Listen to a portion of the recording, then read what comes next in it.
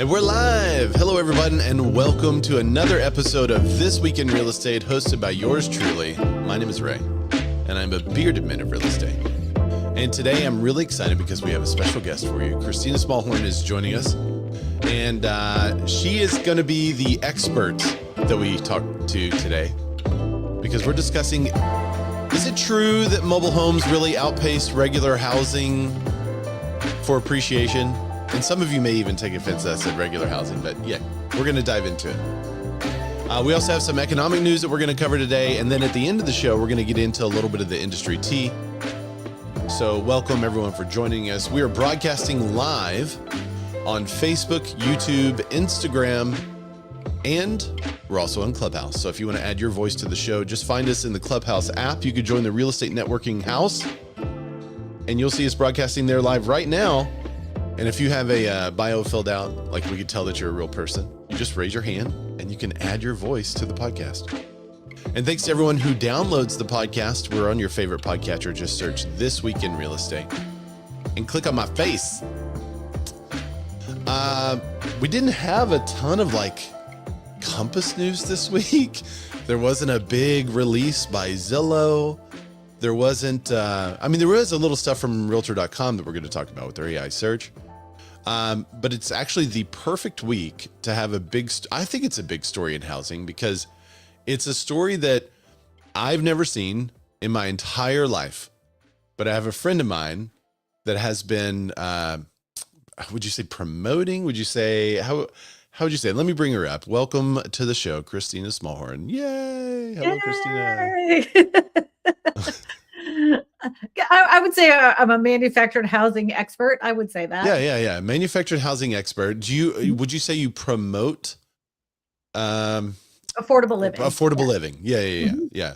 And if you guys want to follow Kristina, you can follow her on her YouTube channel. It's youtube.com/c/Kristina Smallhorn. That's Kristina with a K. Mm-hmm. So thanks for joining us today. That's the Swedish and German spelling of the name Kristina. Oh, it is? Yes. I didn't know that. Yeah. My mom is Swedish. Swedish. We're getting a cultural hour. If you missed it, so that's why you got to Oh, okay. I see. Thanks, Matt. I just got a text from Matt. Matt, who's in Clubhouse. But I was just saying, you guys got to join the Clubhouse conversation, because there's a good 5 minutes of conversation that happens before we actually go live. So we were just talking about your move. Is the move public? Do we know? Yes. Yeah. I'm moving to Pittsburgh, Pennsylvania. Yay. Yay. And you're moving from Louisiana. Yeah. A small rural town called Ascension Parish, Louisiana. It's between New Orleans and Baton Rouge. That is quite the cultural shift. Thank God. I feel like I keep telling my husband, I'm like, I feel like I'm actually I served my sentence, and now I'm getting released for my 7-year sentence. What about your etouffee? Or, are you going to miss the... I can cook all that stuff. I can cook etouffee and the beignet and all that. Yeah, I can cook all that. I learned how to make it all, so. Oh, nice. Yeah, I guess so. Living there. Mm-hmm. All right, well, let me, I'm going to read this first article. This was, that's funny. Living in Columbia, South Carolina, said, why it's so cold up there. It is cold up there. You're going to have a lot of snow. I'm menopausal. I'm 54 years old, so thank you. Wow. I didn't know you were 54. Wow. I thought you were in your 40s. No. 54. I'm old. See, all right. I've earned that. That's my natural height. Yeah, I got it down here, but I'm still in my 40s and I've got it. So, all right. So let me get to this article. This was shared by a friend of mine, and somebody sent it to me. And it's not showing you on screen at the same time. It's supposed to. Wait, hang on. Oh, I have to add you to the stage. Okay. There you go. Okay. So this was on Realtor.com. It said mobile homes can offer a path to wealth, but not for everyone. Manufactured homes has long been cast as a lesser version of the American housing dream, cheaper to buy and rarely seen as wealth building. Between 2019 and 2026, manufactured homes sold with land appreciated 70.1%. outpacing the 58.6% gain for single-family homes, according to the report. Mm-hmm. Manufactured homes Sold without land appreciated too, though less sharply, 51.6. But that's an impressive number anyway. 51.6 versus 58.6. A mobile home is appreciating without land at a very similar pace to what a single family home is appreciating with land. So that's interesting.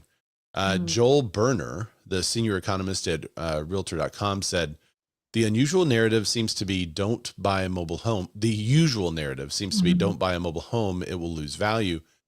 To which we are saying not necessarily. Correct. Those findings arrive at a moment when policymakers at every level are looking into manufactured housing as one of the few scalable responses to the affordability crisis and as a possible entry point for the stability and generational wealth. I for a long time in my career, we can't even sell a mobile home because people say it's personal property. They say, if it's got wheels, it's not a deal. I mean, I've never heard that one. That's a good one. Yeah. There's all these, there's a stigma, I guess you could say, against the mobile home. Where did that come from? Because it's not bearing out right now in the numbers. Right. So, okay. So little history lesson here. So before 1976, trailers, what people call trailers or mobile homes, didn't have any building regulation they were built to. So what you got could be a cardboard box with some wires in it, or it could be it was more of a vehicle than it was a actual home. It wasn't until after 1976 that the federal government stepped in and said, in order for this to be used for long-term living use, it needs to meet these requirements. And over the last, it's always constantly changing and updating that code. That's a federal building code it must be built to. And they have them on a chassis. And that chassis, of course, comes on wheels. Then they in order for it to get a mortgage on it, they cut off the tongue and axle. And now it becomes a permanent dwelling at that point because it's no longer mobile. In order for it to be moved again, you would have to realign that chassis. Something interesting that is actually proposed by the federal government ever since Trump's last term, all the way through Biden's term into this term right now, is they are wanting to remove the chassis altogether. So you would not even realize that it was a manufactured house at all. It would just look like a traditional ranch style home because because they can be built faster and it can get more affordable housing on the market. The problem with that is that it's built to federal code. It does not meet local building standards. So consumers could be confused by that. Okay. So it's because it's not a building that's actually built there. It's a basically a federal code that you're following. Got it. Well, I put that article in the private chat if you wanted to look that up after we discuss, why these homes are appreciating in value so incredibly quickly. Yeah, actually that's a good one. Yeah, because it explains because the manufactured housing industry is having a fit about this because there is a difference between manufactured housing and modular housing. They're two different houses altogether. And they say that the modular home industry is really upset about this whole idea of getting the chassis off because it's going to make the consumer confused, thinking that which one's which. And then they'll use these terms as well as like a hybrid modular home. There's no such thing as a hybrid modular home. It's either built to the same building standards as the local area or it's not. It's either a HUD home or it's a modular home, period. There's no gray area. So whenever you go to some of these places that sell brand new homes, then they tell you, any manufactured home you see here, we can bring it to modular standards. That may not necessarily be the case. Or they're trying to sell you a hybrid or a modular. I mean, they come up with these crazy things to make it sound like this manufactured home that's built to HUD standards is a better quality home. It's just more expensive. It doesn't necessarily mean it's more high quality or better quality. So a manufactured home is that also built to the federal standard or is that built to the local standard? Because it's actually maybe I'm thinking modular. So I'm even getting confused, and I'm supposedly a real estate professional. Right. I can't imagine a consumer trying to figure this out and say, do I have a mobile, modular, or manufactured? Which one is built to the local building code? Is that a modular home? Modular homes must be built to the same building code as the local area where it's being placed down on. And modular homes come in sections, like almost like little rooms and pods, and they're connected together. But once it's together, it is no different than a traditional built home. That it's exactly the same. But a little more affordable than in some cases. In some cases, it's right in line with traditional home construction costs. Okay. It just, what makes it less expensive is the time that it takes for it to get done. So you're saving money on the construction costs because of the fact it got done so incredibly fast. I think my parents' house is considered a modular home, but it's a log house. Correct. That would be right. Yeah, the log homes were manufactured off-site and then put together. Even though they're like stacking logs on the property, it's still a modular home, which that kind of blew my mind when they were telling me that. Yeah. So, okay. So a manufactured home is then built off-site, moved on-site, as well as a mobile home, obviously built off-site, moved on-site. Right. But anything considered a mobile home is a home that was built before 1976. Anything that's considered. Only those before 1976 are actually considered mobile homes. Correct. Okay. If you really want to confuse yourself, if you see tiny homes and they have wheels, that is not a tiny home. That is considered a PMRV, and that's built to RV specifications. And those are not supposed to be used for long-term living use, even though many people use them year-round as long-term living use, even though it specifically says on the RV website that they're not designed to be used year-round. It's supposed to be like a camp situation. So interesting. So I can't, here in Arkansas, and I know it's different in California and some other places. So I'd love to hear, Mike, if you have some experience selling in California. I don't know if you have those in your area, but in Arkansas, I can't sell a mobile home that's detached from the property, meaning detached paperwork wise. Right. So I can sell a house on wheels sitting on property that goes with the house.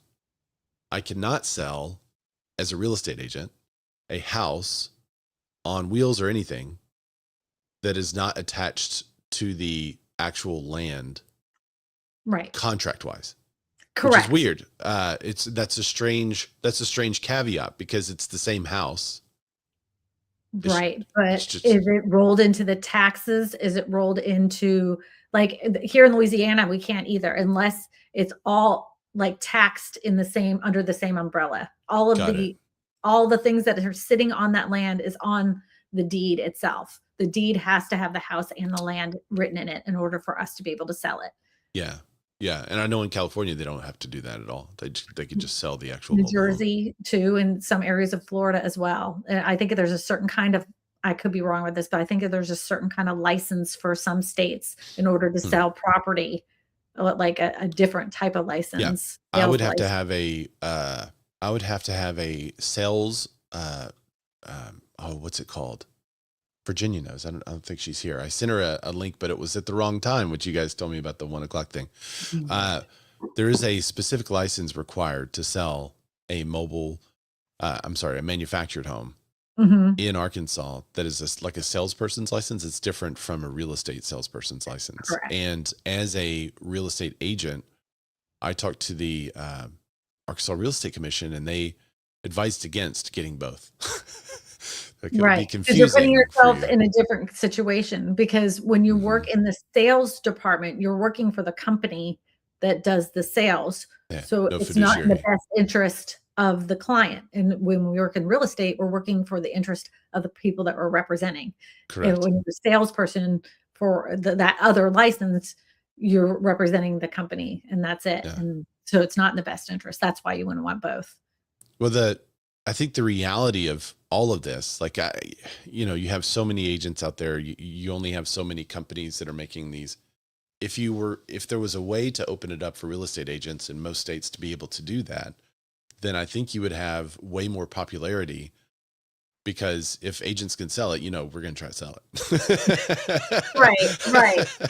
But the thing is there's as a real estate agent, we have to be honest with them. And a lot of times when you are sitting on a sales site of somebody that is buying a brand new manufactured home, where even the company is offering to give a piece of land where everything would be tied in together, when you see those loan terms, as a real estate agent, you're saying absolutely 100% no, because the company is trying to get the best deal themselves. So if you like, honestly, I've seen horrible lending terms when it comes to manufactured housing. But so maybe so would that be the thing that kind of gets it over the top, is to change the lending terms, or are banks, investors even willing to go that route? Well, there is several companies that do lending for mobile homes. 21st century or century 21 century. Century 21's a real estate company. So yeah, but it's a mortgage company. It's Century something. It's a number. Anyways, they are the number one mortgage company, but they also represent Clayton Homes. The thing is that honestly, if somebody is to get a loan for a manufactured house, especially if it's a resale, you're going to be better off with your local credit unions and your local banks, because they're going to give you better financing terms.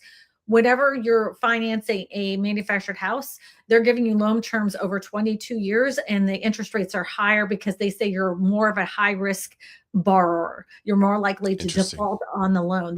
That's the perception, because the price point of those is a lot less expensive than a traditional home. But that's not necessarily the case. Even if your credit score is over 800, your loan terms are going to be worse. But if you go into a traditional bank and you're rolling that all in together, they'll give you a 30-year fixed rate mortgage on that.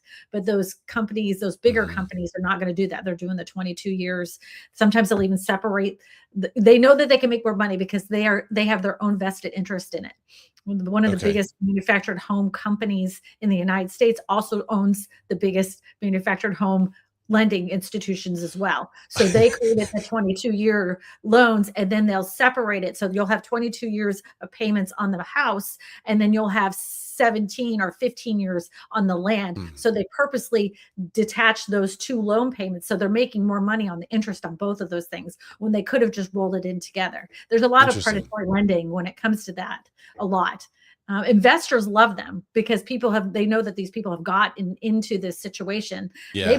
They buy them either in the foreclosure process, or they catch them right before they're about to go in the foreclosure process, buy up the whole entire loan. And now they have paid both of those, paid it cash. And now they have an income producing property. That's a lot better than a traditional home. I also tell trading is the whole thing. Yeah. Investors love them. I mean, here in Louisiana, I'm telling you, buy manufactured housing. They're easy to flip. People pay in cash. I love me some mobile homes. Let's see. Living in Columbia, SC says we deal with a lot of mod and mobile in Lexington, SC. There's a lot of restrictions in my area with the amount of times it has been moved that will cause restrictions on financing types. So if you've moved it more than one time, a lot of times you can't have it. They will not finance it. You're screwed basically. So it moves to that location. It's now a permanent part of that location. And sometimes the parks shut down. So they have to move it again. So they'll allow that one move. But after that, it's basically, you're going to have a cash buyer. Nobody else is going to touch it because it's moved twice. And they feel like that ruins the integrity of the house because it has been moved twice. Okay. I can see why that would be tough. Yeah. I feel like the states that are okay with agents representing these homes are also the states that sell apartments. We don't sell an apartment, and we have big city people that are like, I'd like to buy an apartment. I'm like, we do not sell them. We sell condos, we sell townhomes, but we don't sell apartments. It kind of reminds me of that same type of purchase where the secondary market's a little tough on it. But not in a big city. It's easy. It's easy. Yeah. Like selling an apartment is no different than selling a condo. Say it again. I'm sorry. Selling an apartment is no different than selling in a condo. Yeah, that's what I would think too. Yeah, it's Um, no different. titled and detitled is what they call it in Let's Lexington. call it. Yep. Interesting. Okay, so let's get back to the actual article now that we have an actual understanding of what a mobile, manufactured, and modular home is. And a PMRV. And a PMRV. I mean, we got it. We got it all. It all means something. Words. So this article, let's see. I mean, there's some anecdotal stuff that the article puts on there, but this is what it says: the wealth divide is land, financing, and resale. Manufactured homes sold with land appreciated almost 20% points faster than those without. 70 Because they were bought to 51. cheaper. And then the local area went up in value. So they bought them at a discounted rate, right? So a manufactured house, you're buying it for 100,000 and the area exploded and people are wanting to move to that area. So then the manufactured home gains in value. And the percent gain looks way bigger because the initial purchase was smaller. Correct. You got it. So a little bit of distortion in the numbers, even though it is going up, it is some distortion in the numbers. But I think this is a positive article when it comes to this, because a lot of people have this negative connotation when it comes to manufactured housing, and there's nothing wrong with the houses. I've heard all sorts of stupid things like, oh, they attract tornadoes and they're tornado magnets, which is so incredibly dumb. That is not the case. And a lot of times when you see on news clips, you see these houses that are been toppled over. It wouldn't have mattered if it was a manufactured house or not. But those older homes are easy to fall apart because they were never built to any building code. Now they have they're built to specific wind zones. Like if you were in wind zone 1, 2, or 3, the strapping system that they use to hold down those houses are completely different. They are good quality homes. They are just not built to the same local building code, but they do have to follow federal standards. The insulation wise, I can understand why people they're not. When we only live in hotter climates, they can get very hot. There's no doubt about it. That's true. And people make some pretty big mistakes with them. Like they'll oversize their air conditioning unit. And what happens with that, it makes sweat on the inside and you have mold problems. So you don't want to do that. But if you have, just like any piece of real estate, and it just like anything, location. If you've put this manufactured home in a great location, you will gain value on it. Now, if there was a house on that location, would you have gotten more value? Probably, but you'd still earn a lot of value on it because it's in a good location. You take care of the property, you will create equity in that piece of property. A mobile home at the bottom of the ski slopes is going to sell for way more because of where that mobile home is positioned. Right. The real question is the mobile home going to protect you from 5G? I think it's what sorry. No. The whole tornado attraction thing I was still thinking about. Yeah. I want to share this article because this gives us a little bit of insight to exactly how they did this stuff, which I thought was cool. There it is. So perks of the park, mobile homes, an affordable alternative. Down here on the note of terminology. So this is where they give more, I guess, details of their study. Type of manufactured home we consider is often referred to as a mobile home. By HUD definition, mobile homes are only those built before June 15th, 1976. So you didn't know this would be a quiz, but you got that right. Everything says that is manufactured. The reason for this is the what you already talked about. Then it says, what are mobile homes? We've already talked about that. A fundamental component of mobile home is a chassis. Let's see, where is it where it talks about the numbers? Let's see. There were over 80,000 mobile homes listed for sale in the United States as of February 2026. Less than a tenth as many as the non-mobile homes captured in our standard monthly metrics. The median square footage is 1,248 square feet. The median time on market is 89 days. That compares with 1,795 square feet for a single family and 71 days across all home listings. I guess not single family, that's just all homes. So I guess that also wraps in the mobile home. Right. I will say too that like for younger generations, a lot of people are like, yeah, sure, I could buy a brand new house for, 400,000 in this neighborhood. And it's no It's no bigger than my apartment. I mean, this is a 2-bedroom, 1-bath. Yeah, great.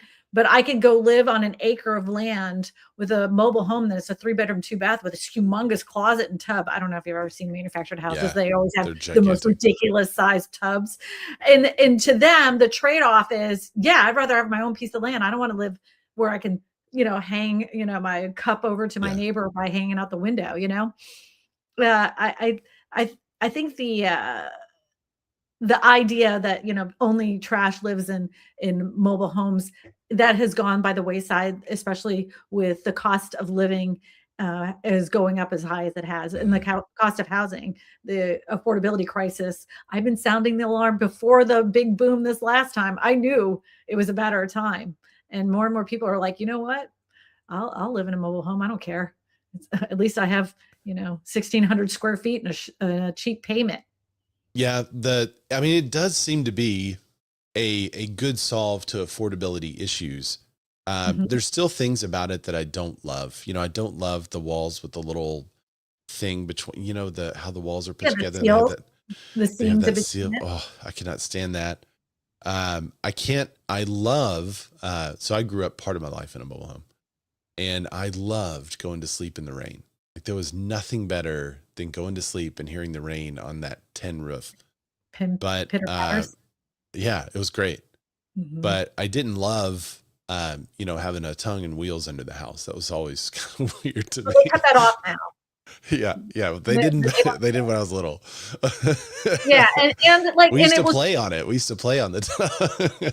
Yeah, and it would they and like I said, if they change that ruling, though, I think even more people will be like, if it's not required for them to sit on that chassis, more people are Hmm. gonna go like, "It's no different than a regular house." So it's gonna That sit is on a weird that farm. that's a requirement right now that it sit on the chassis. Yeah, but the people in the modular home industry are not happy about it. So, like, that article I put on there, Hmm. you'll see, there's a guy, his name's Tom Hardiman. He had me speak at the modular home conference a couple Okay. years ago. The he's the reason why I'm moving to Pittsburgh. Oh, really? I didn't know that. Yeah. That's Yeah. I cool. I went to that conference and I went, "This is a great city and it's super affordable." I don't know if you Yeah, guys there know you go. that. I I got the didn't think it great. was affordable over there. Oh, it's wicked affordable. I got a great house for 250,000 for my kids. Whoa, really? Yeah, Okay. and it's walkable. They can walk Oh, yeah. everywhere. This is the article that you were talking about. Mhm. Affordability has gone from being a dry financial term to an all-purpose hot button. Let's see. On March 12th, the U.S. passed a massive housing bill that addressed affordability and supply, mostly single-family homes. Let's see. House passed an equally bipartisan, if pared down, version in February. Uh, the build to rent portion of the housing market is relatively small compared to another one. Oh, this is the one where they said no more big investors, right? Yeah, right, but like, the article really isn't about, Oh, there it is down here. yep, by The allowing the challenges remo we've had, Dr. Lisa Gooch, CEO of the Manufactured Housing Institute, the industry's trade organization association. The stigma comes from what our houses look like and the elevations we're able to offer. We will now be allowed under our federal building code to build more housing types. Interesting. We were constrained for 50 years that every house we built had to be on a permanent chassis. By allowing for removable chassis, the bill will enable manufactured home builders to innovate designs, said Bill Bohr, one of the industry's largest companies, in an email statement. This is what he said. While we'll still make permanent chassis homes, the ability to also make removable chassis homes will continue to break down zoning barriers and increase the supply of lower cost, high quality homes. They've invested heavily in retooling the existing plants to increase capacity and change its production process. Similarly, this is his quote again. Similarly, in the last 2 years, we have unified our branding under Cavco name to expand recognition in the marketplace and segmented our extensive product offering. Cavco is Clayton Homes. Yeah, Berkshire Hathaway owned Clayton Homes, the biggest player in the market. Okay. So Cavco is Clayton, you said? Mhm. Okay. Interesting. So I wonder what these houses are going to look like. And like when I'm gonna just say for future reference, if you guys ever gonna have like this, the whole thing changes. I would tell you that the biggest names in manufactured housing don't necessarily mean the best product of home. Sure. Yeah. So It's kind just of like like Walmart or, Temu right, or yeah. right. Yeah, yeah. I would It can be great, but yeah. right. That's that I would just like anything. I, it is kind of interesting to think of a boutique local manufactured housing maker. There is they do have that though. I know, That's it's just like so that's the kind of best interesting to modular think about. homes I've ever seen, they're actually custom home builders. Um, Huh. there's a company that I've visited a few times called Westchester Modular. It's out there in Connecticut, and they make beautiful homes, and you would never know they were modular homes. They look just like, beautiful New Oh, England style homes, and they can make a house like that in 6 weeks. In 6 whoa. weeks. Um, Wow. Here's mhm. some of the homes now I'm showing. Yeah, these look that's crazy. They're That's custom a home builds. that's a two-story Mhm. that's a two-story house that has like a shake shingle on the outside. Looks kind of like a seaside type home, but it's big. That's really Right. big. If you're a gallery of homes. So the outside of that home is completely put together by the time they put it, like, each section is put together, they on the building day, it's all there, and they're just putting the seams back in, and they click together, like, they're so tight. Look at this one I that says ranches. It's actually on a slanted lot. That's not yeah, something that you think of for a modular or manufactured housing either. right, so Uh, it's probably on a basement, so all they're doing is following oh, the form of the basement. gotcha. Yeah, they did have a picture. Let's see if I can go back to one of the So front modular photos. homes are regular homes or just happen to be built in the factory. And what makes them so great is that they're not exposed to any outdoor elements. So especially here in Wow. Louisiana, we have rain elements and Yeah. rain delays and all this. And this is just sitting in the factory. And then the workers love it too because every week they know exactly where they're going to work, and it's in the shade. Yeah. Inside. We're not, 80% complete in 2 weeks, they said. yeah, And I'm showing the image for the audio listeners of it looks like a concrete basement lined with steel on the inside correct. is the footprint they put down. And then they put the modular home on top of that. So that explains how they can go into a hill is because they start with this basement footprint. Correct. Yep. And then Oh, of course some of the southern states, they just do it on a slab. And you going in like they've already have it cut and everything else. Everything's done with computers. So like if wow. somebody wanted to change something out, as long as it could be done in the computer program, they can do it there too as well. Wow. And they do ADUs as well, duplex, triplex, carriage Yep. homes. A Yeah, lot I of mean that's cool. your buildings that you see, like you're like, oh my God, how did that Olive Garden get built in 2 weeks? It's because they Uh, built it in the factory first and they just brought in all that stuff. It's oh, very I never even common. thought about the commercial application on that.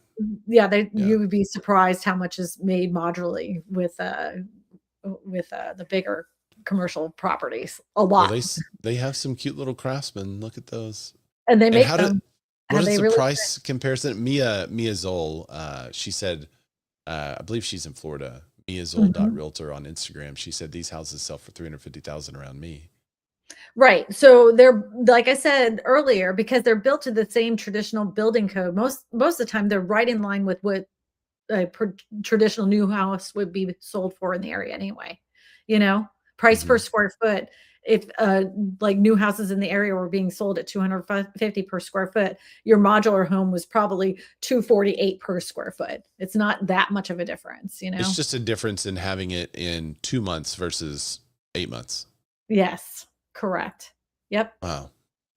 All right. Yep. Interesting. And the thing is that because it's a local builder, if you have any issues, man, you can just knock on their door and be like, it isn't Yeah, that that's true one too. builder, that that national builder that you can't get a hold of. Yeah. You just go knock on their door. I interviewed a lady who had gotten a modular home, and unfortunately, 25 years later, her home was in a fire. It had gotten burned down, and then since everything was still there, she went to them and said, "I would like to have my house rebuilt," and they said, "Sure." And they still had the same plan. They built the exact same house. Wow. Right on the location. That's cool. Mm-hmm. Let's see. This article goes into the fight over factory built homes. Last thing, Yeah. what about the bill's expanded definition of manufactured housing is the Modular Home Builders Association, which represents companies like other burgeoning segment of affordable factory built housing. And we've already talked about how they're different. While the bill makes broad political overtures about studying barriers to expanding modular construction, it simultaneously provides clear and tangible competitive advantages to the manufactured housing sector. Correct. They're right. So the way that these have read, and Tom's correct about this, they really are giving more money and more influence towards the manufactured home industry. They're getting all the praise for getting more affordable housing on there, when really they should be focusing on modular constructions. Because honestly, if we're going to be honest, I would trust a local home builder to build it to local building codes over a national broad building code, like if that was built to local code, that manufactured house would never come into existence. The 2x4s are going to be smaller. The amount of insulation is going to be a lot different on a traditional home build. And really what the government should be leaning into is that modular construction, because it does meet the local codes that will affect people in a positive way. It's just, I feel like it does have to be two distinct things, though, because if you don't make it two distinct things, they're going for affordability. So it makes sense that they would put, kind of all their apples in that cart to say, all right, let's do if we're going affordability, manufacturing is the most affordable. Let's go give them as many advantages as possible. Let's try to make this. But I feel like the manufactured housing industry is looking at this saying, oh, that means we'd be able to charge a little more. And that's the opposite of the reason why the focus is being put on them. They're not saying remove the chassis and change the home so you could charge more and make more money. They're saying remove the chassis so more financing can come to you so that you could sell more of them. But I feel like the words from the manufactured housing group is kind of like, oh, okay. But the modular home, I guess they're looking at this as an entry competitor that they didn't have before. Right. And it's not the same building code. So I'm not saying it's an inferior product, but it's kind of like you're buying a house that has less insulation. You're buying a house that would never meet local building code. And I feel like there should be something in the legislation, and maybe I should reach out to NAR with our housing advocate, because I know her. So maybe I should. There should be something in legislation that takes into account some type of pricing as it relates to the market, where the advantages are given if these homes are sold at a value that is 50% below the average sale price, or whatever. Let's say right now it's 50%. Like a manufactured house sells for 50% less than what the average house in the market does. You should try to keep it there and say, okay, you get the advantage, you get the tax advantage, you get the rebate, you get the whatever you need if you can keep it under that price point. But if you go over that price point, now there's some kind of penalty, payback, tax, investment tax. Hey, you're trying to take advantage of the situation that you have to pay. Agreed. I agree. Because, who's sponsoring and trying to push for this the most? Yeah. The people that are in the biggest names in manufactured housing. And if you did have that caveat, that carve out for the actual affordable housing, it satisfies the need for affordable housing.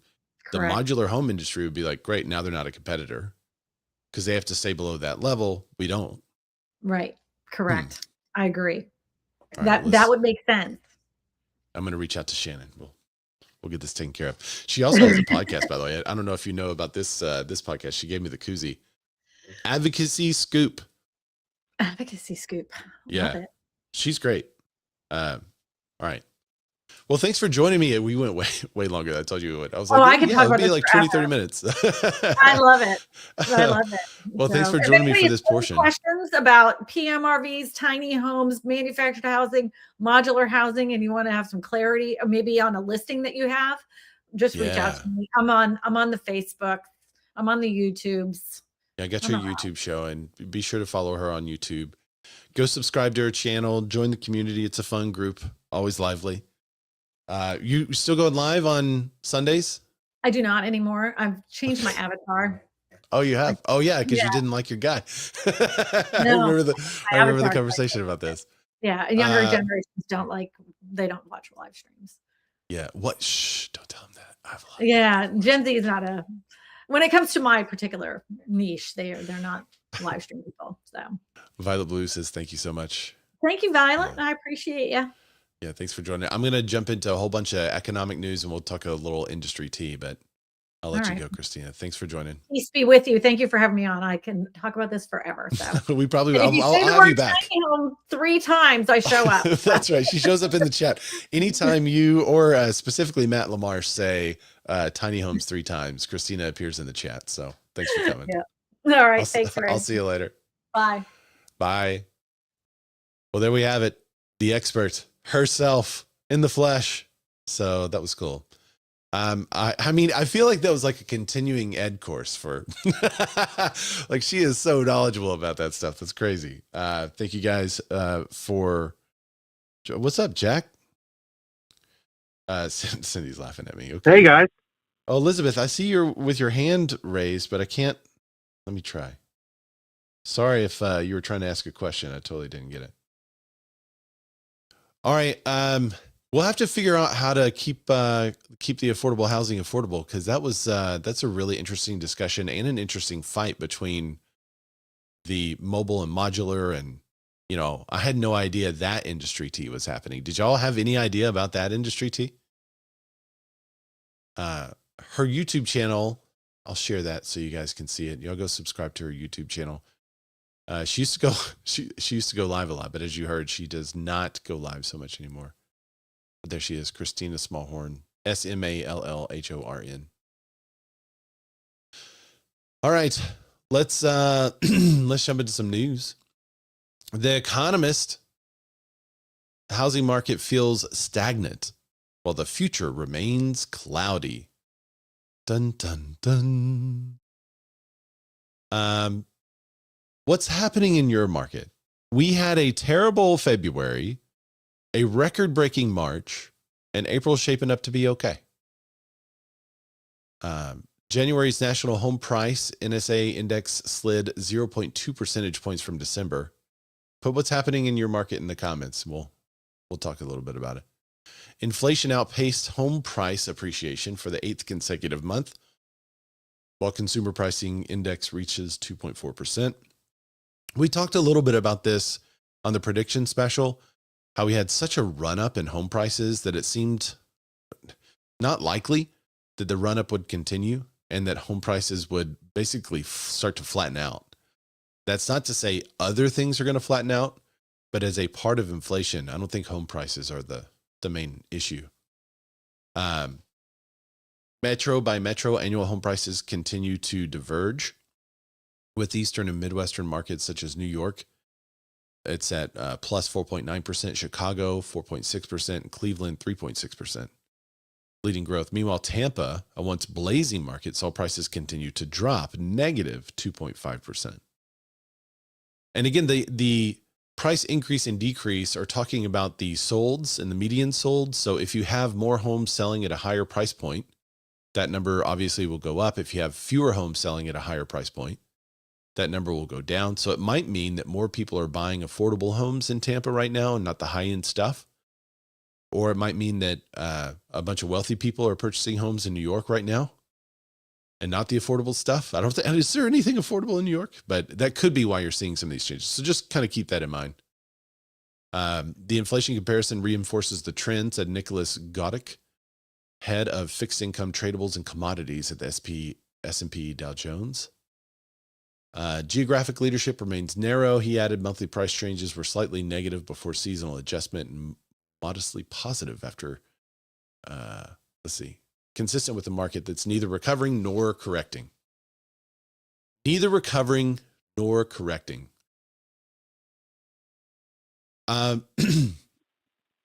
Ray? Yes, sir.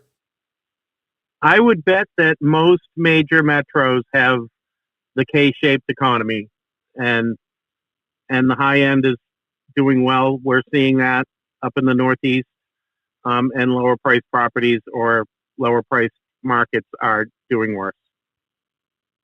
Yeah, the K-shaped. Who introduced the K-shape first? Was that Steve Harvey? Was it Steve Harney of KCM? I think it was.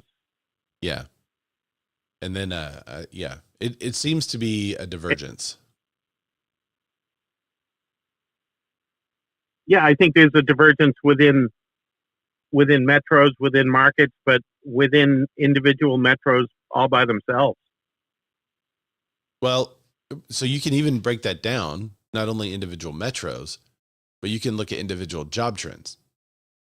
I thought this article was really weird. Let me pull it up, put it towards the front so we can hit it now because it's kind of on the same. The occupations most likely to own homes in America. In more than 60% of metro areas, the occupation most likely to own homes today are different from what they were a decade ago. NAR reports that some jobs make it easier to become a homeowner than others, while other salaries play a role. Factors like job stability, geographic location, also important. Comes down to affordability, they said. You could be an engineer earning a strong salary, but if you're in a high cost market, that income may not be enough. All right, so which ones are these? NAR found that those in executive, management, and financial roles are the most likely to own a home. They're at 72% nationally. Just several mid-sized metropolitan areas with over 100,000 households show notably high home ownership rates among these professionals. Home ownership among management and business workers nears 90% in Myrtle Beach. Let's see. According to, hang on. Let me keep going. I wish they just had a clear list here. Teachers and social service professionals are at 67.3%. Engineers and technical professionals, 67.2%. Sales and real estate. This is you guys, 63.3%.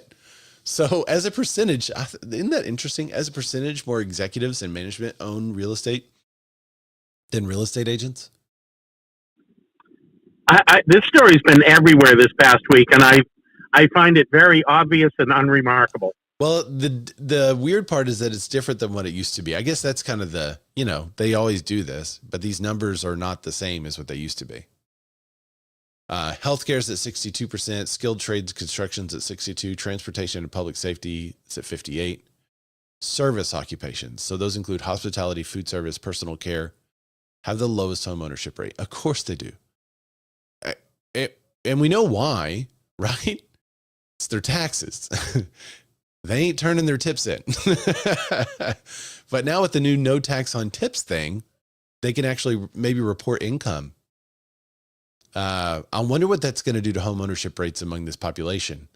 And maybe that's why it says, nevertheless, they've experienced the largest increase since 2014, up from 42.7%.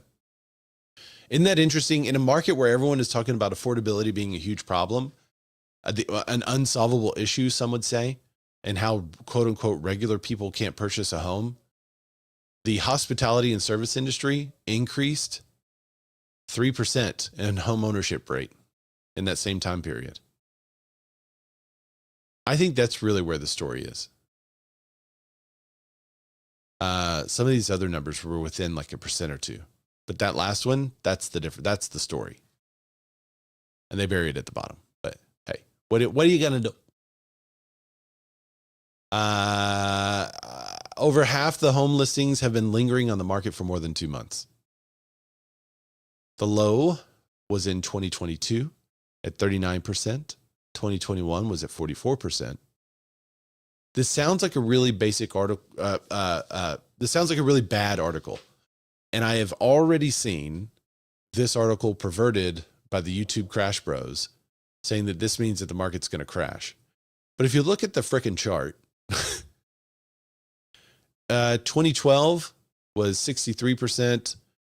2013 was 60%. 2014, 61, 60. We are right now just about even with 2018 and 2019, which is ironic because I told my client the other day that I felt like the market was kind of in that range. The 2017, 2018, it has a very similar feel to the market than that time. So more than half of housing inventory is stale is what it says, but that seems to be normal. That seems to be pretty normal. Does anybody have the same level of inventory that they had in 18, 19? Because no, we're still down to 25% of the inventory that we had back then. Yeah, we don't have the same amount of inventory. That's true. I wish that would have been a really good piece of data to include on this. Is the actual home inventory over that, so you can see the difference. That's a good point, Jack. Also, do we know how many people in the world are still holding on to sub 4 or 5% mortgages? Well, kind of. I think that number was getting smaller. Hang on, let me see if it's included in this. We have covered that maybe it was a couple of weeks ago, but I don't see it in this report. The next chart is home sellers are sitting on $636 billion in inventory. It's the highest number ever. In 2019, 2018 that we were just talking about, they were only sitting on 450 billion. Where is the total value of stale inventory and all inventory is higher than ever for the first time. So even though there's not as many houses for sale, Jack, probably, I'm saying probably because I don't know for sure. I know anecdotally in my market, it doesn't seem to be as many homes for sale, but the value of the homes that are for sale, the total billions in current volume that's sitting is much higher. So that part is interesting. Stale inventory is worth $347 billion. It's a record for February. Total, I guess the total inventory is $636 billion. We are seeing mortgage rates go up right now. Market jitters drive mortgage rates up is what it says. Weekly average mortgage rate hit a 3-month high of 6.22% as the Iran war and jitters about inflation rattle the markets. I still haven't had a single client tell me they're not going to buy or they are going to buy based on the Iran war.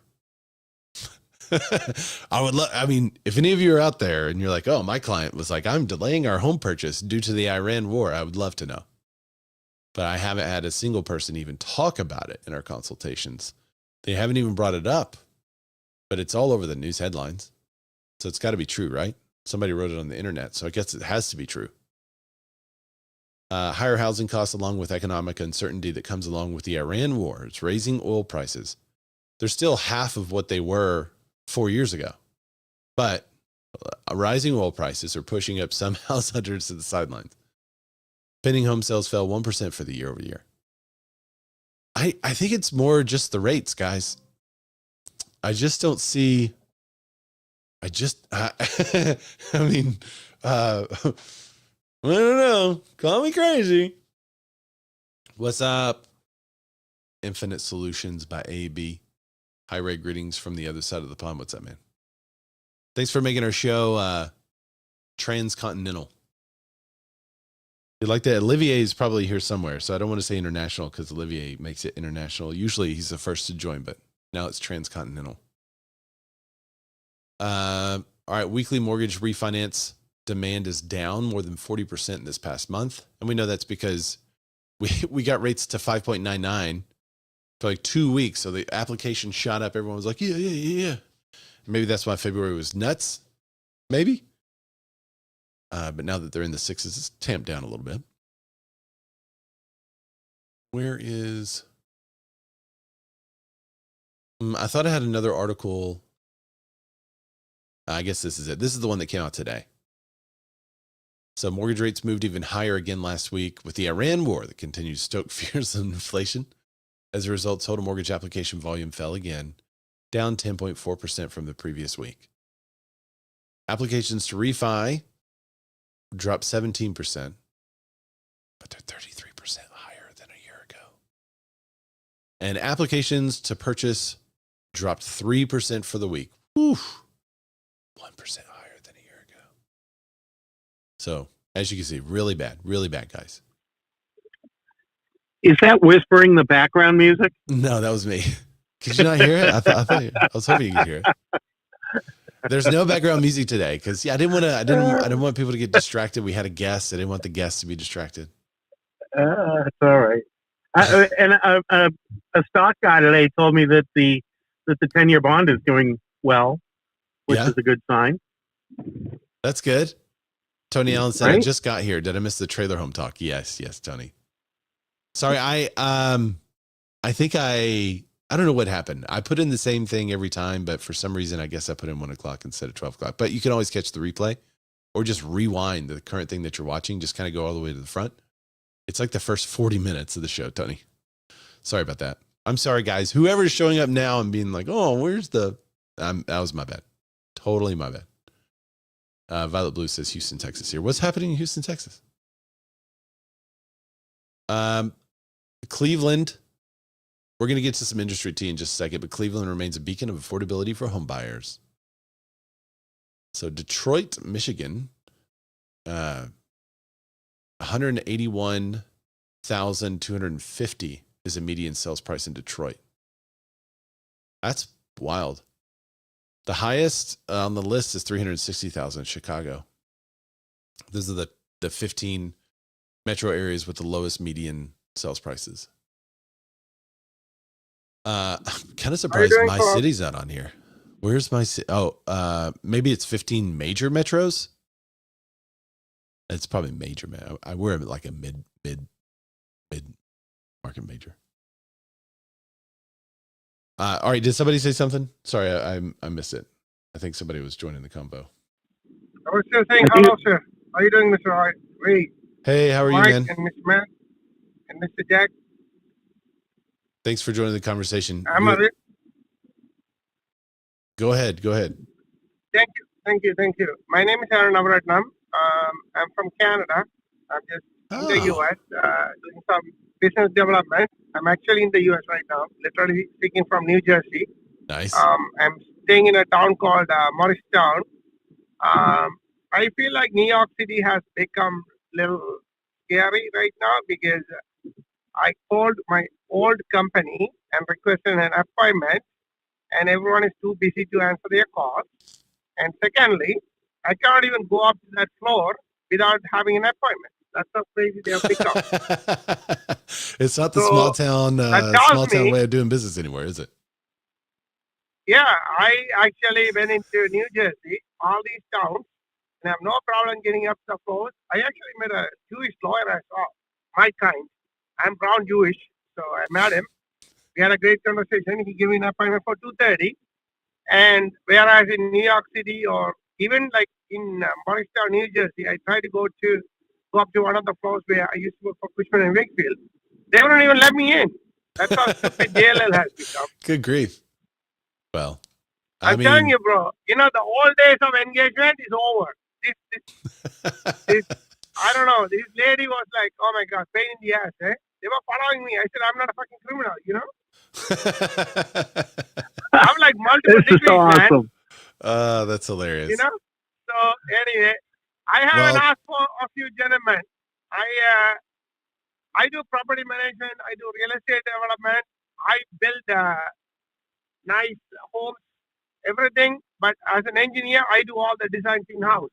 Okay. So if you guys know of any good leads, please pass them to me, and then I'll take good care of you people. Let me ask you. You say you do property management. Do you do apartments? Anything. I can manage anything. Does this make sense to you then? I don't even have the full article because, again, they hit it during the show. And I hate it when that happens. But there's an article on CNBC that just did not make sense to me. Let me get to it. It says apartment rents weaken further as war and job cuts weigh on demand. Now, just let this sink in. we've read several articles that talk about the war and economy weighing on home purchases. But then this says apartment rents weaken. Are they saying that people are deciding not to rent right now? When I first read the article, it did talk about people just, it says March rents were down 1.7% on an annual basis. So, are we trying to say that people are just going to be homeless because of the Iran war? Like, this does not make sense to me.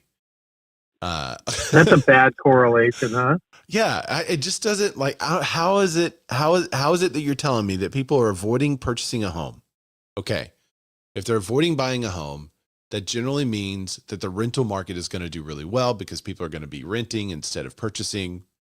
But now you're telling me that the rental market is not doing well either for the same reason. So where are the people going? That does not make sense. Someone help me make sense of this. So I don't know.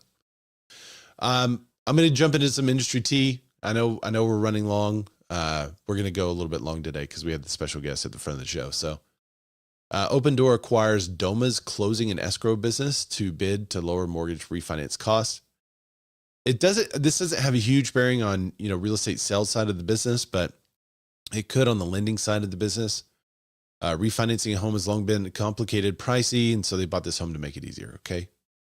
They're trying to shave 75 basis points off their current mortgage interest rate. Now, two property tech leaders are joining forces to lower cost. This is a puff piece, but I thought it was interesting that Opendoor is still in the game and acquiring companies. That's the tea I'm looking at here. That's so good. The survivor. Yeah, I mean, hanging on. Yeah, they're changing. They're acquiring a company. Which, how much did 85 employees from Doma will be joining Opendoor? How much do they pay for the company? And then they're going to try to do refis. I'd love to be on the pitch call for that one. I can't imagine the meetings that the board is having at Opendoor, where they're like, oh, I got an idea. How about we do this? Like, what, I just want to know, like, what are they throwing out that doesn't survive? Like, what ideas are they tossing out there to stay relevant that they're going, nah, that's not a good idea. Because I don't see any great ideas that they're implementing. But, I think this could make them some money, especially if they have all those contacts of people that they sold homes to, and now they can get them to refi at a much higher percentage rate than what they sold them the home at. Like, come on, man. Still not far from a cold call. No. Yeah. So we'll see. We'll see what that acquisition does. Realtor.com launches AI home search app inside ChatGPT. Realtor.com, help me understand what I can buy. More folks are looking to buy a home. Realtor.com's AI strategy is about owning the first conversation. Here's some screenshots. Realtor.com share some insights on the Zilker neighborhood. And then it gives you the insights in a ChatGPT format. It looks just like ChatGPT. The affordability is an interesting question. It shows you affordable, stretch, and difficult. It's got down payment, yearly income, monthly debt. It is a ChatGPT in there. So they're basically integrating ChatGPT with their experience. It even says at the bottom, wait, hang on. Do these assumptions match your situation? If not, let ChatGPT know what to change. So it is inside ChatGPT. It's not their own AI. I've got something I want you guys to test, if you don't mind. Real Broker launched, this is not on the news. This is just extra. We're going into an extra minute here. Real Broker launched an AI, and you can go to, let me get my link. All right, I'm going to drop this link in the chat, and I will also let me display it on the screen. heyleo.com/pixel, Pixel. You'll see a phone number that you could text me. Now, these text conversations are kept and I can see them.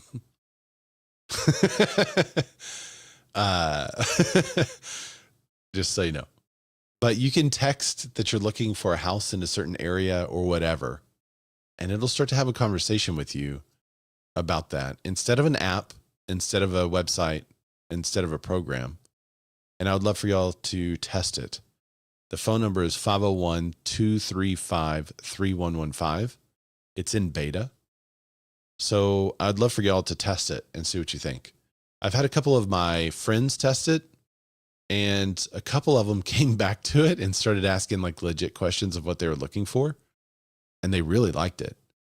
But it's unique because it's not just paying attention to the realtor's input. It's actually looking at the photos. Yeah. It's reading the photos. So when you say I want a home with a pool, which one of my friends asked, they asked for a home in a specific area with a pool. The bot, the AI, found all these homes, sent them the link. They clicked on the link. All the homes had a pool except for one. That home had a giant deck, and in the middle of the deck had a big blue rug. So AI was reading the rug as a pool. It looked like a pool to me at first glance. But I thought that was really interesting, that it's actually looking at the photos. So if you wanted like a log cabin house or something like that, it could find it for you. And I don't know. I don't think it works just in my area. If you use that phone number, I think you can search anywhere in the United States. So I would be really interested in y'all's experiences if y'all want to test that AI out. Speaking of AI being in search platforms, it's different than what the other search tools are doing. It's text-based. So I'd love to hear your thoughts on it if you got time to test it. Again, the number is 501-235-3115. And you could just text it and say, hey, to start, and then come back to it later if you have to. Okay. Last article of the day, mapped. Nearly half of America's MLSs have vanished since 2015. Here's what's left. While there's no broad agreement on the right number of MLSs to serve the industry, roughly 1.86 million participants, there's ongoing consolidation that it's going to change it all, I guess. Here it is, multiple listing service. All 511 plus MLS organizations tracked by RESO, plotted by headquartered localization, size by subscriber count, and you could scroll or pinch to zoom in. So there's 484 MLSs active in 2025. Peak was 2015, where there were 850. It's down 43% since then. The top 20 revenue share at 49%. So zoom in. What are the blue ones? Oh, past. Interesting. Past, current, certified current.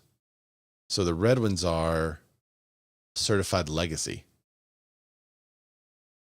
Oh, this is really cool. So you could just kind of play with the graphic and see all these MLSs and the biggest ones around the country. I feel like can you share that? The gray is uncertified. Yeah. All of these links, if you're listening to the podcast, are in the description of the show, but I'll drop that link in there for you guys as well.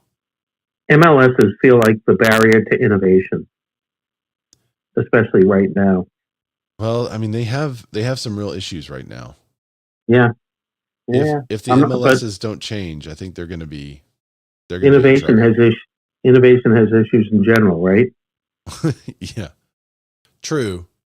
But I really think there's big problems in the MLS because, I mean, you have, last week we talked about Compass and all these companies pretty much bypassing the MLS and listing stuff straight to Zillow or listing stuff straight to realtor.com.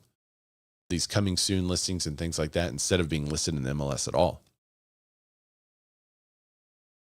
So, which I don't know that I love that, but the MLSs are going to have to really fight for legitimacy, I think. So we can let's look at certified legacy. These are all the red ones. That's not very many. Uncertified. So these are, which I thought was interesting. An uncertified MLS. I'm a little bit ignorant on what that means. So, Yeah, I don't really know what uncertified or other means. We have several of them in our state. I know how I feel about the ones that are gray in our state. I don't know what that means. And then past current are, I guess, the new ones that are gone. So, yeah, but this is interesting. The certified current, there's still a lot of MLSs around the country, but you could also see where some of these could definitely region up. Like this one that is Central Texas, San Antonio board, Austin board, Caryville, Central Hill. I feel like they could just make one big circle here, and that would be a nice big regional MLS, right? There's games on the mobile phone where you have bigger circles that swallow smaller circles. Osmos is one of them. It's got a really nice soundtrack if you just need to veg out. I feel like this game could be played here, and these bigger circles could just kind of gobble up some of these smaller ones and have a couple of really nice big regional boards. But all right, it's the last article of the day. Go back to this view. There it is. Well, thanks everyone for joining the show. Hopefully, Matt, are you still on the golf course right now? Oh no, that was last week. Oh, that was last week. Yeah. Okay, I thought you were out there Well, today. he's not here. Yeah, he's not here anymore. But that was only like 3 or 4 holes in, by the way. And the ranger came by a couple times, and I was like, "Yeah, come on, man, you gotta pick it up." I did play today, though. He's still on the 11th hole from last week. Yeah, he's still out there. Scap is still out there. I did beat him, though. I did beat him really well. And it's a course I've never played before, which is really saying something, because, you'll go back and you'll look at the course and you're like, oh, I would have played that differently. Nice. Had I known. But yeah, I had a 91. And I think he was like 96 or 97. That's so good. Terrible. I went to the range yesterday, 2 days ago, and 50% of the balls I hit were where I wanted them to go. So and the other 50, not good, not so much. So I need to get to that like 80-20 range. I'm not even close. I there's a charity golf thing that I'm going to on Friday, and I'm going to bring good vibes and miracle shots. Is what I always tell my scramble. That's what I bring to the table is good vibes and miracle shots. So we're going to have a good time. That guy. And every now and then it's going to be a shot that you're not going to believe, and you'll get like 1 out of 18. So get ready. We need you in that foursome, though. There's always one guy that's just way too competitive, and then the other 2 that are just there to have a good time. So you're definitely needed. That's it. I spend time searching the web with like clubs that you can hide hard liquor in, and that's how I play. That's the golf gear that Amazon recommends me. Like, hey, here's a head cover that you can hide 10 ounces of vodka in. I'm like, oh, that's good. Hillary's like, good vibes and miracle shots. Nailed it. Yeah, thank you guys for and Violet Blue. Oh, in Houston, balance market coming down from 2022. Yeah, for sure. Thank you guys for joining in the comments, and those of you that are new here or that saw Kristina and decided to join, subscribe to the show. If you are listening to this later or watching the replay and you just can't stand the show, but you've made it all the way to the end of the show, there's no better way to hate on the show than to do it live. So be sure you subscribe and hit the bell so that you can leave your 2 cents where we can hear them. And you can always add your voice to the podcast. Find us on Clubhouse. You can get the replay there. I thought I was playing hang on. I got to volume it up. Let me reset it. There it is.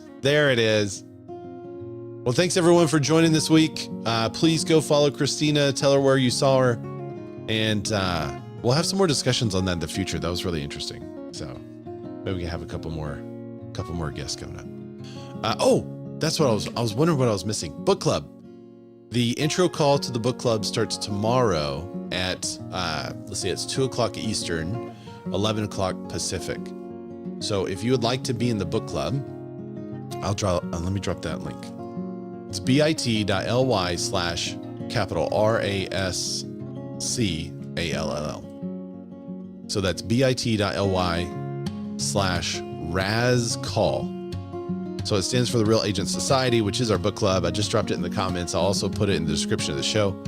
But if you want to join the book club, we're doing ninja selling. So tomorrow's the intro call. We will go over the ninja selling book and the plan and the reading plan. And then the first actual call that we'll go over the discussion is going to be on the 16th. So I'm really looking forward to it. It's the second time that the book club has done ninja selling. We did it like 2 or 3 years ago. And this time I created a 60-page workbook in my spare time to go with the book club. So it'll be fun. I'm really looking forward to it. And if you want to join the book club, you can send me a message on Razorback on Instagram. That's RAYZORBACK, or just go register for the call. Thanks, guys. I won't see you next week. I'll be in Nashville. So I'll see you in 2 weeks or at the book club.